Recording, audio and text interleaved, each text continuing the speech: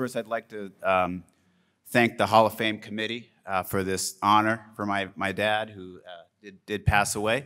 I'd very much like to thank his teammates and friends, and I'm going to come back to that in a bit.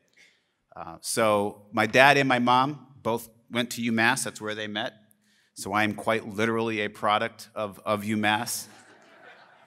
And my dad came from a very tough neighborhood in Washington, D.C., and came up here. You can imagine going from inner city Washington, D.C. He would talk about the gang situation when he was growing up and how you couldn't really, if you had a bike, you had to watch it because it would be stolen if you weren't careful. And he came to Amherst, which I don't think is quite the gang capital of Massachusetts by any stretch of the imagination, but that's a big change. And my dad was a lot younger than I am now when he was here, and so I have a little bit of a different perspective as I think about this honor for him. It's really humbling for me, especially on behalf of his teammates, that 50 years later, after he had passed away, when there was really no reason for any of them to honor my dad, that they chose to do so and went through the process to bring him here. And so I can't thank you all enough, his teammates and friends, on how much it means to him and my family. So thank you to all of them.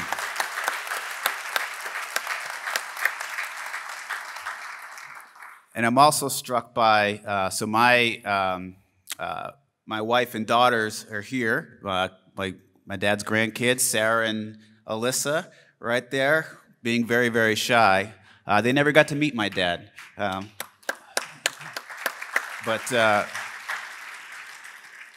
hope this experience lets them know what a great man my dad was and lets them feel closer, and I hope it's something that they definitely remember. I'm trying to think about the kind of person you would have to be. Again, where 50 years later, people go out of their way to remember you. And there must be something really good about you if that's the case you are. I can't remember where my keys are in the morning, let alone what I was doing 50 years ago and who I was doing it with, and to do something here. So that's just really, really incredible.